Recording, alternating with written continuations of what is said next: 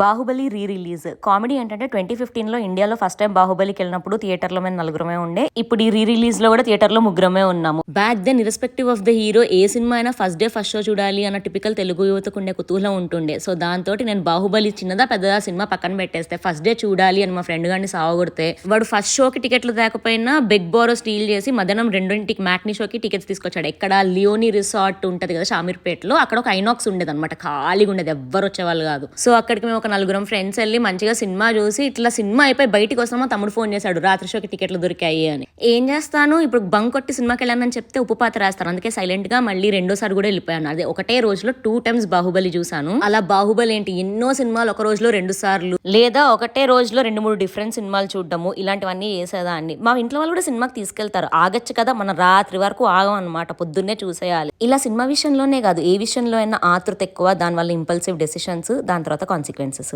ఇలా నడుస్తున్న సమయంలో యుఎస్ రావడము, కొన్ని ఇయర్స్ పాటు అన్నిటికీ దూరం అయిపోవడం. ఎందుకలా అంటే లైఫ్ హ్యాపెండ్ బై అంతే. మళ్ళీ లాస్ట్ కొన్ని ఇయర్స్ గా జనజీవన స్రవంతిలో కలవడం, నార్మల్ గా మనుషులు ఎలా బతుకుతారో అలా బతకడము, ఆ భాగంలో బాహుబలి రిలీజ్ కి వెళ్ళడము. మూడోసారి థియేటర్ లో చూస్తున్నా కూడా సేమ్ ఫీలింగ్, గూస్ బంప్స్ రా అయ్యా, గూస్ బంప్స్. మనం చైనీస్ డ్రామాల్ని కొరియన్ డ్రామాల్ని ఐడలైజ్ చేస్తాం గానీ Baahubali is the actual OG who raised the standards like crazy. Perfect husband material రా బాబు. ఇన్నాళ్ళు నేను ఎందుకు గమనించలేకపోయానంటారు, థియేటర్ కి వెళ్ళేదాకా తెలియదు, రిలీజ్ కి కూడా ఇంత ఎఫర్ట్ పెట్టి వాయిస్ ఓవర్లు ఇవ్వడం రాజమౌళికే సాధ్యం. మనోహరి సాంగ్ కట్ చేసినందుకు కొంచెం బాధేసింది, బట్ అయినా సినిమా మాత్రం ఎపిక్ ఉండే. సినిమా చూస్తున్నంత సేపు నాకు నా పాత మెమరీస్ గుర్తొచ్చాయి. ఇలా ఎన్నో జ్ఞాపకాలు, అవి నేర్పించిన పాఠాలు నేను ఇన్స్టాగ్రామ్ లో మీతో షేర్ చేసుకుందాం అనుకుంటున్నాను. This is episode 1 of గుర్తుకొస్తున్నాయే.